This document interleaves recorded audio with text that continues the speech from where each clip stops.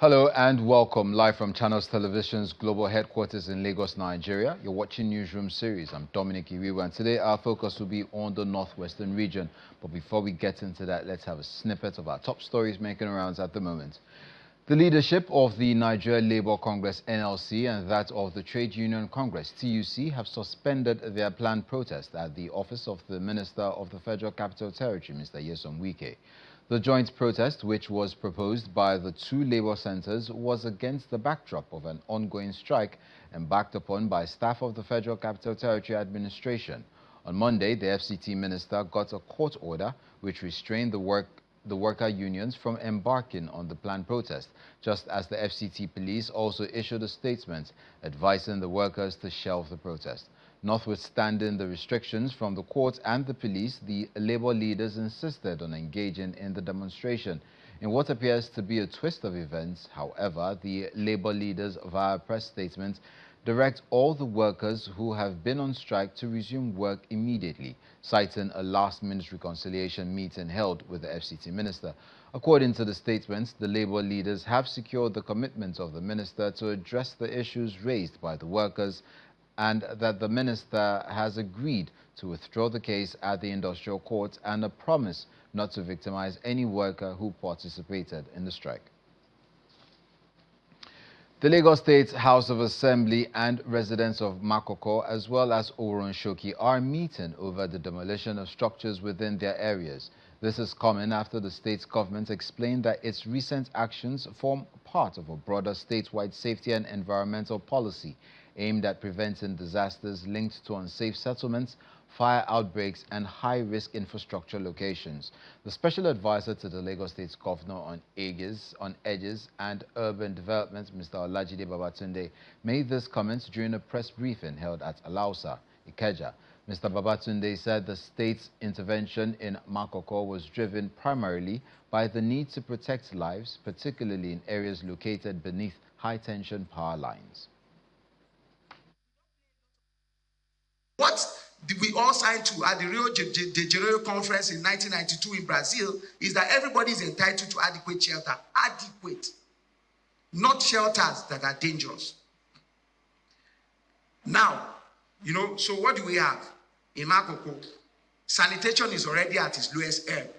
Some people will go on the TV and say that Lagos is smelling. Liquid and solid waste, where does it go? It goes into the water and then it destroys the fishes. We call it a fishing community. And then access. Basic infrastructure. Social amenities. All of those things are missing. So these things have been tackled before, and we had a floating school, proof of concept, and the floating school sunk. In 2021, when I joined the government, before I came, already Amina Mohammed had already visited. That is the UN Undersecretary, the next person to the Secretary General of the United Nations.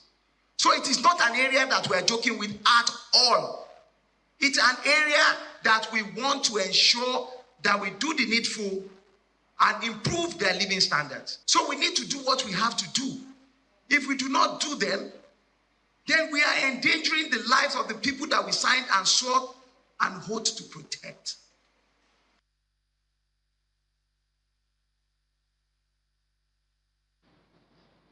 The Ebonyi State Police Command has arrested Anya Baron Ogbonnaya, coordinator of Amasiri Development Center in Afikpo local government area, and two traditional rulers over the killings and attack on Okporojo community in Eda local government area of the state. During the attack, about 4 persons were beheaded and their heads taken away.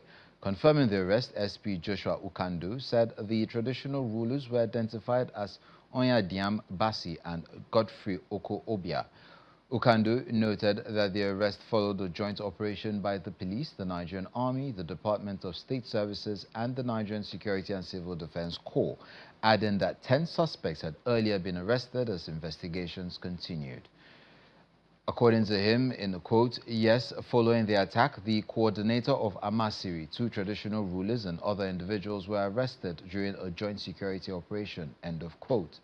All suspects are currently in the custody of security agencies and investigations are ongoing as the command will not relent until everyone involved is brought to justice. End of quote.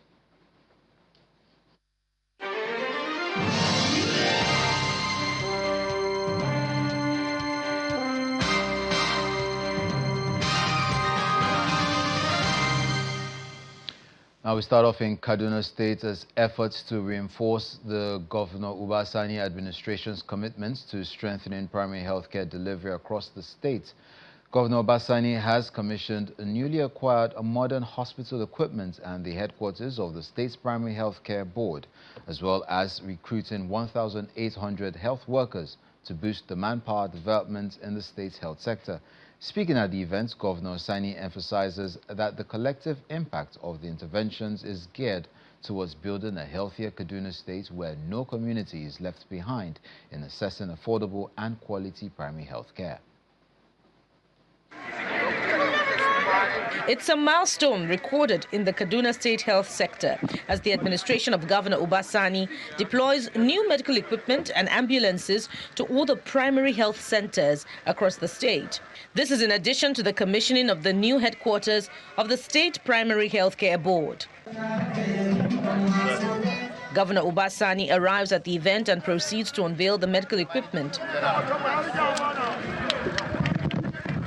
He then inspects the items, marking another step in the state government's commitment to improve access to qualitative and affordable health care for residents.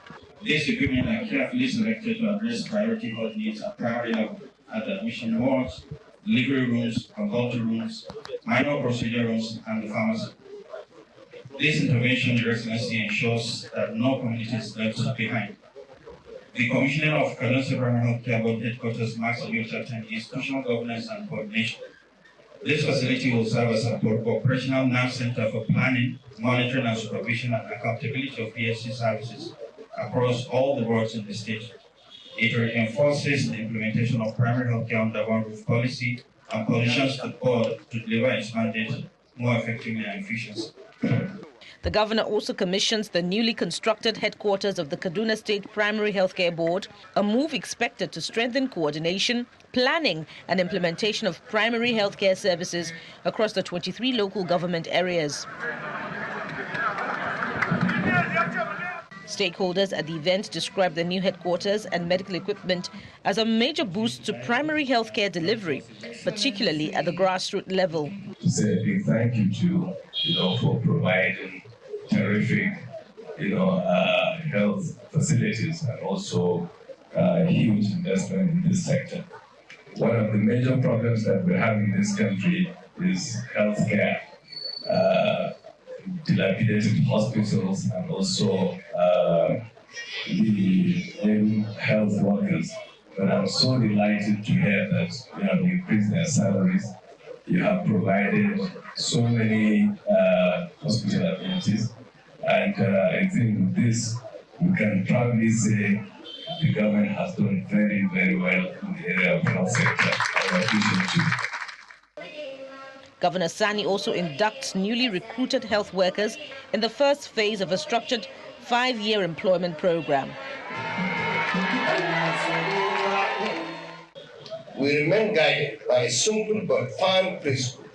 No woman should lose her life when giving birth, and no child should die from preventable causes because essential equipment or timely transportation is unavailable.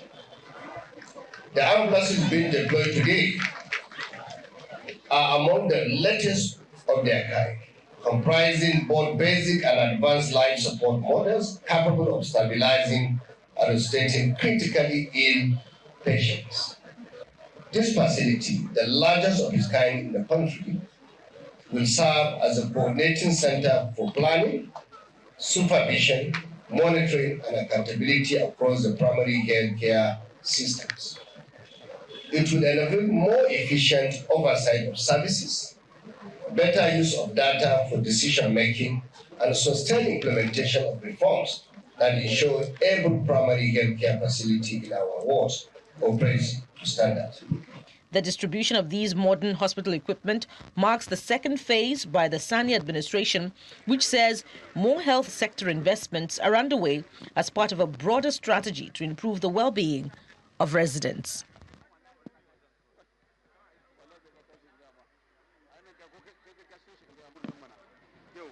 Now, a group known as National Youth Alliance, comprising of 186 local government coordinators in the northwest states of the country, is encouraging youths to be more active in politics and governance if they want to be real change makers. The leadership of the group made the call during an official inauguration of its movement in Kano State ahead of the 2027 general election. Members are confident that this movement with grassroots presence will have a great influence on the outcome of the general elections. Our correspondent Nanchin Vincent reports.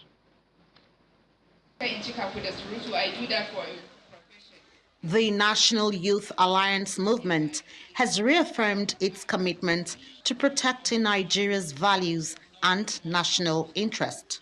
It made the announcement during the official launch of 186 local government coordinators in the Northwest Geopolitical Zone in Kano. The alliance is a group of youths seeking to contribute to Nigeria's development. President of the movement feels strongly that the Not Too Young to Run bill, signed in by former President Muhammadu Buhari in May 2018, is the springboard needed to mobilize young people to be more involved in governance. That initially, National Youth Alliance, we wanted to register it as a political party to provide that platform for young people and women to participate actively in politics and governance in 2027. But like I said, unfortunately, our constitutional rights were denied by the Independent National Electoral Commission. But as committed, trusted, and young people that believe in Nigeria, we decided to continue projecting the National Youth Alliance as a movement. As it stands now, the National Youth Alliance is the only movement, I can say it, we're proud that in the entire country we don't have any organization that has a grassroots structure like the National Youth Alliance. Other leaders are optimistic that the movement will create a platform for youths and women to be engaged in the nation's democratic process, even though INEC denied them registration as a political party. We understand the importance of the youth in politics, in governance, in everything you can talk about. And when we see efforts like this, it's like perhaps he has read our manifesto and maybe the constitution of our party, because we make it even a law in our party that youth and women should be given their place. They must have a seat at the table in decision making, in governance. So our party, not like other parties that just say it. No, we don't say it. We make it a law that youth must be given at least 40%. We believe the youth can change this country because they can create the future they want to see. The movement insists that Nigeria can still be better than its present status, but youths must be ready to take over the reins of power through participation in politics, and the time to start is now. From Kano Commercial City, Nanchin Vincent, Channels Television News. You're watching Newsroom series live on Channels Television. Still ahead, we'll bring you more stories from the northwestern region. Stay with us. Welcome back. No fewer than 2,763 organizations have thrown their weight behind the re-election bid of Kebbi State Governor Nasir Idris ahead of the 2027 general elections. The Director General of one of the governor's support groups, Aliyu Haliru Bunza, disclosed this at a press conference in Birnin, Kebbi, following what he described as a fact-finding tour of government projects across the state's 21 local government areas. Bunza said the tour was conducted to independently assess the performance of the Idris administration, noting that the findings revealed visible progress across key sectors of the state, According to him, the education, health and other critical sectors recorded major interventions, including the completion of the Kauran Gwandu College of Midwifery and Brusa, and the construction of mega model schools across the 4 emirates of the state. On her part, the leader of the women's wing of the group, Rukaya Manga, said the women of Kebbi State have no alternative but to support Governor Nasir Idris, citing his commitments to women through appointments, opportunities and welfare programs.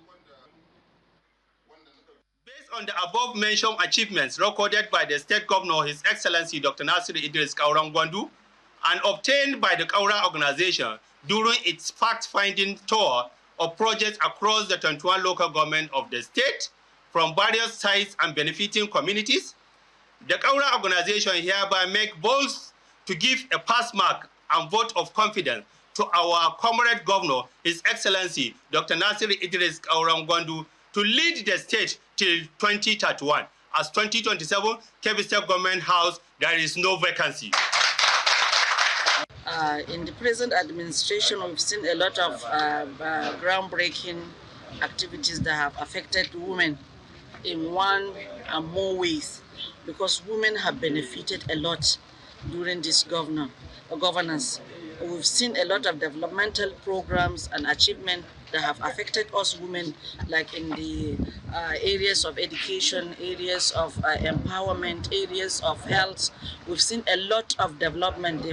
They've channeled their activities towards women, and that is why women are out to vote for them, inshallah, in 2027. Katsina State's Open Government Partnership Steering Committee has concluded a 2-day retreat calling for increased collaboration with civil society organizations. The retreat brought together stakeholders to identify priority areas for development and implementation of concrete actions. It was facilitated by the Nigerian Civil Society Situation Room in partnership with Youth Participation in Progressive Development Initiative, with a focus on promoting transparency, accountability and inclusive governance through collaborative action. In partnership with the Nigerian Civil Society Situation Room, we are supporting the state government to build the capacity of the steering committee and also support in developing the state action plan that will help in ensuring that there is proper implementation of the OGP at the state level. The OGP is problem solving. It's a platform for solving governmental issues, governance issues. It's a platform that brings government, civil society and citizens together at one table to discuss the governance trajectory of the states, the plans, policy of government, how citizens can key in and support it. The society, yes, are involved to some extent, but we are looking for better opportunities. That is the essence of the OGP, where the civil society will work together with the government partners. That's why we're having co-creation and co-chairs. Co-chair of government, co-chair of the civil society working in the OGP. I am sure with that we'll be rubbing minds. We'll further understand what the government is doing and why it is doing that. The governor of Jigawa State, Umar Namadi, has described the West Africa Social Activities, WASA, of the Nigerian Army as a cherished tradition that strengthens civil-military relations and promotes national unity. The governor made the remarks while attending the 2025 edition of WASA organized by the Nigerian Army at the 26th Armored Brigade Barracks in Yagaba, Dutse. Our correspondent Sadiq Eliasu returns with this report. Color, culture and military pageantry took center stage as the Nigerian Army hosted the 2026 West African Social Activities, WASA, at the 26th Armored Brigade Barracks in Dutse, Jigawa State.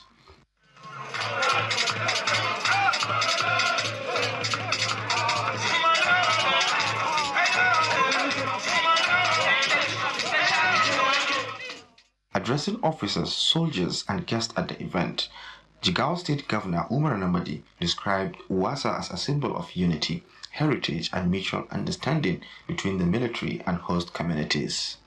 WASA is a unique event marking the climax of years' rigorous training activities and creating an informal setting for our brave officers, soldiers, their families and civilian friends to gather together to celebrate. This occasion also provides an invaluable opportunity to honor the rich cultural heritage and proud traditions of various communities within the barrack. This year's 26th Armor Brigade has every reason to celebrate, as your officers and soldiers have shown extraordinary commitment to duties in the discharge of their constitutional roles. I am particularly impressed by your achievement and collaborative approach with the other security agencies through Operation Salama in combating kidnapping, cattle rustling, farmer herders clash, and other social vices. Governor Namadi also paid tribute to fallen officers and soldiers who lost their lives in the line of duty, describing them as heroes whose sacrifice will never be forgotten, while assuring the army of continued support from the Jigawa state government. May I also use this opportunity to pay my deep respect to our fellow heroes who pay the supreme price in the line of duties. May their soul rest in perfect peace. I assure you of my unwavering support as you remain focused in carrying out your duties. Earlier in his remarks, the commander of the 26th Armored Brigade, Brigadier General T.J. McIntosh, described the presence of the governor as a great honor and explained that WASA is an age-long tradition of the Nigerian Army, dating back to the era of the West African Frontier Force. The historic event provides a unique platform for the barracks and host communities to appreciate, embrace, and participate in the rich cultural heritage of our great country, Nigeria. It provides an opportunity to reflect on the successes, achievements, and lessons learned by this formation during the year, as well as a means of rewarding outstanding contribution by officers and soldiers. The event also featured cultural displays from different parts of the country, reinforcing the role of WASA in promoting unity, cohesion, and strong civil-military relations. Sadiq Ilyasu, Channels Television News. Now, the Kaduna State Governor, Uba Sani, has continued commissioning of various road projects across the state. Today, the governor and his team are commissioning a 22-kilometer road linking Kauru and Kubwa local government areas. The construction of the road is to create economic prosperity and empower rural potential. May Almighty Allah grant you wisdom, strength, and success as you continue to see Kaduna towards greater prosperity. Thank you, and may Allah bless you and our dear state. Thank you. Please let us give a bigger round of applause to His Highness the Emir of Kauru, Alhaji Zakaria Shehu Usman. And the next good message, let me invite the Chairman of Kauru Local Government, Honorable Bashir Dawaki. Please let us give him a round of applause. Let us give him a round of applause.